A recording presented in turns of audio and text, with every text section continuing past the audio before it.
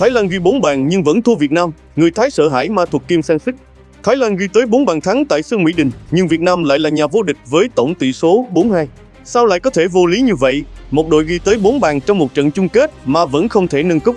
Nghe giống như một câu chuyện khó tin, nhưng đó chính xác là những gì đã xảy ra. Thái Lan có bàn mở tỷ số, có lúc vượt lên dẫn trước và từng khiến hàng vạn khán giả Mỹ Đình phải nín thở. Nhưng sau cùng, tiếng còi mãn cuộc vang lên, người Thái vẫn phải nhìn Việt Nam ăn mừng. Trớ trêu hơn, cả 4 bàn thắng của Thái Lan đều do chính cầu thủ của họ ghi 2 bàn vào lưới Việt Nam và 2 bàn phản lưới nhà. Thái Lan ghi 4 bàn, nhưng Việt Nam mới là đội vô địch. Việt Nam chỉ ghi 2 bàn ở trận lượt về, nhưng vẫn bảo vệ được lợi thế và khép lại 2 lượt trận với tổng tỷ số 4-2. Nếu chỉ nhìn vào 2 bàn phản lưới nhà, rồi nói Việt Nam thắng nhờ may mắn thì có lẽ quá đơn giản. Bởi phía sau một trận đấu, tưởng như hỗn loạn ấy lại là một bài toán chiến thuật rất rõ ràng của Kim Sang-sik. Ma thuật của Kim không phải là ăn mây, đó là khả năng tính toán cả trận đấu, trong khi Thái Lan buộc phải tính từng khoảnh khắc. Ông chia trận đấu thành nhiều giai đoạn và tính toán xem đội tuyển Việt Nam cần làm gì ở từng giai đoạn đó. Đầu trận phải làm gì, khi đối thủ dồn ép phải làm gì, khi có bàn thắng thì phải thay đổi ra sao, khi bị dẫn bàn có được hoảng loạn hay không, khi trận đấu bước vào 15 phút cuối, ai là người có thể tạo ra khác biệt. Khi đối thủ bắt đầu xuống sức, quân bài nào sẽ được tung vào, tất cả đều là những phép tính chiến thuật. Và đó là lý do người ta thường nói Kim Sang-sik có ma thuật, nhưng thực tế, ông không hề có phép màu, ông chỉ tính toán tốt hơn đối thủ. Hãy nhìn vào diễn biến trận đấu, Thái Lan nhập cuộc với tâm thế phải ghi bàn, họ hiểu rằng nếu không tạo sức ép, thời gian sẽ chống lại họ. Vì vậy, họ chủ động đẩy tốc độ lên cao. Việt Nam thì ngược lại, đội bóng của Kim Sang-sik không nhất thiết phải lao vào cuộc đua tốc độ ấy. Họ có thể lùi xuống, giữ cự ly, chịu áp lực và chờ đối thủ tự bộc lộ khoảng trống. Đó là một sự khác biệt rất quan trọng. Thái Lan cần thắng từng khoảnh khắc, Kim Sang-sik chỉ cần thắng cả trận. Một bàn thắng sớm có thể khiến Thái Lan hưng phấn, nhưng với Kim Sang-sik, nó chưa nói lên điều gì. Một bàn thua cũng chưa phải thảm họa. Một đội bóng non kinh nghiệm rất dễ bị cuốn vào cảm xúc, dẫn trước thì muốn ghi thêm, bị gỡ thì hoảng loạn, bị dẫn thì lập tức đẩy toàn bộ đội hình lên. Nhưng Việt Nam không chơi như vậy, bàn thắng hay bàn thua chỉ là một biến số trong bài toán lớn hơn. Đó cũng là lý do sau khi Thái Lan ghi bàn, Việt Nam không lập tức vỡ trận, và sau khi Thái Lan lần thứ 2 vượt lên, Việt Nam vẫn không đánh mất sự bình tĩnh. Đây mới là chi tiết quan trọng mà những người cho rằng Việt Nam chỉ ăn may thường bỏ qua. May mắn có thể giúp một đội ghi một bàn, nhưng may mắn không thể khiến cả đội giữ được cái đầu lạnh trong suốt 90 phút. Thái Lan có những thời điểm chơi rất hay, không thể phủ nhận điều đó. Họ gây áp lực, tạo ra cơ hội và khiến Việt Nam phải phòng ngự rất sâu. Nhưng một trận chung kết không được quyết định bằng việc đội nào có 20 phút hay hơn. Nó được quyết định bởi đội nào duy trì được kế hoạch lâu hơn. Và đây là nơi Kim Sang-sik cho thấy sự khác biệt. Có một điều rất dễ bị bỏ qua, huấn luyện viên giỏi không nhất thiết phải khiến đội bóng của mình chơi hay nhất trong mọi phút. Huấn luyện viên giỏi là người biết lúc nào đội bóng cần chơi hay, lúc nào cần chịu đựng và lúc nào cần tung đòn. Kim Sang-sik hiểu điều đó. Ông không yêu cầu các cầu thủ phải tấn công điên cuồng ngay khi có bóng. Ông không biến trận đấu thành cuộc đấu sức kéo dài 90 phút. Ông chấp nhận có những khoảng thời gian Việt Nam chơi xấu xí, phòng ngự, phá bóng hoặc nhường quyền kiểm soát. Bởi ông biết trận đấu không trao cúp cho đội bóng cầm bóng đẹp nhất, chỉ cúp thuộc về đội bóng biết cách đạt được mục tiêu cuối cùng. Và càng về cuối trận, sự khác biệt càng rõ.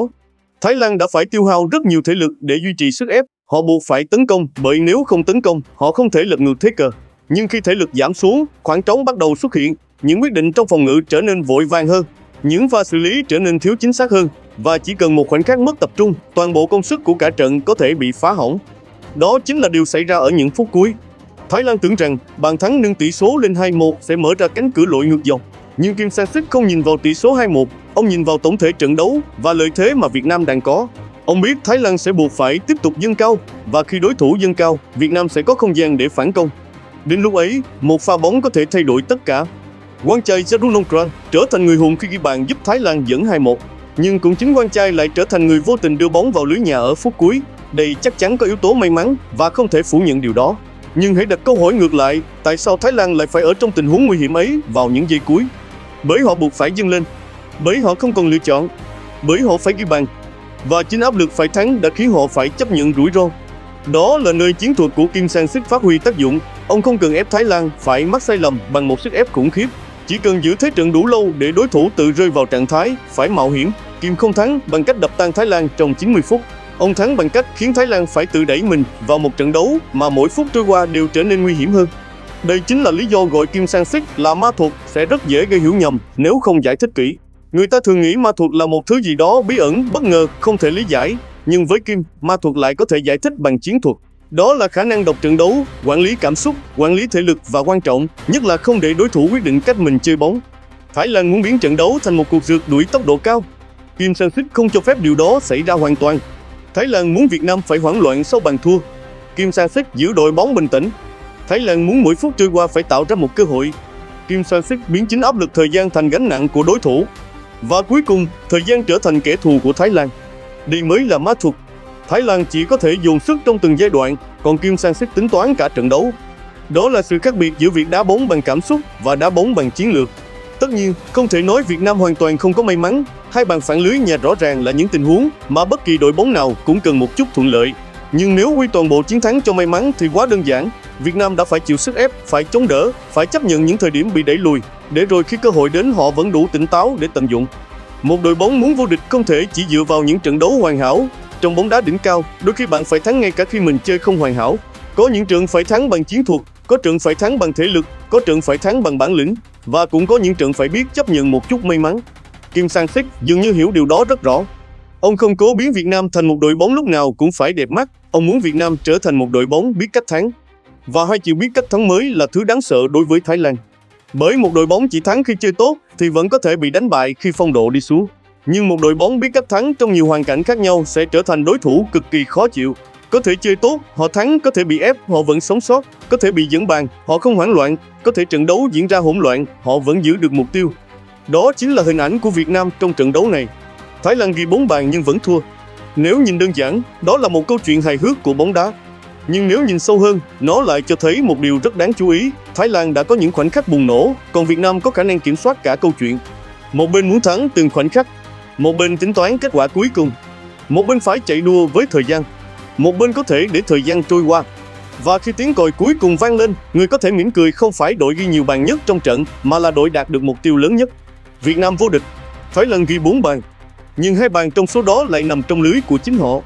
Đó có thể là sự nghiệt ngã của bóng đá, nhưng phía sau sự nghiệt ngã ấy còn có một bài học chiến thuật rất rõ. Đừng nhầm sự bình tĩnh với bị động, đừng nhầm việc nhường thế trận với yếu thế, và càng đừng nhầm một chiến thắng có yếu tố may mắn với một chiến thắng chỉ nhờ may mắn. Kim Sang-sik không cần Việt Nam thắng đẹp trong từng phút. Ông cần Việt Nam thắng vào đúng thời điểm. Và đó mới là thứ người Thái phải giơ chân. Bởi ma thuật Kim Sang-sik không phải là một phép màu xuất hiện sau một cú sút hay một bàn phản lưới. Nó nằm trong từng quyết định, khi nào tấn công, khi nào phòng ngự, khi nào chịu đựng, khi nào thay người, khi nào tăng tốc, và khi nào tuyệt đối không được hoảng loạn. Thái Lan có thể thắng một hiệp, có thể thắng một giai đoạn, có thể thậm chí 2 lần vượt lên trong trận đấu, nhưng Kim Sang-sik tính cả 90 phút. Và cuối cùng, người tính được cả trận mới là người nâng cốc. Thái Lan ghi 4 bàn, Việt Nam vẫn vô địch. Còn ma thuật Kim Sang-sik, nếu phải gọi bằng một cái tên thực tế hơn, có lẽ đó chính là tính toán.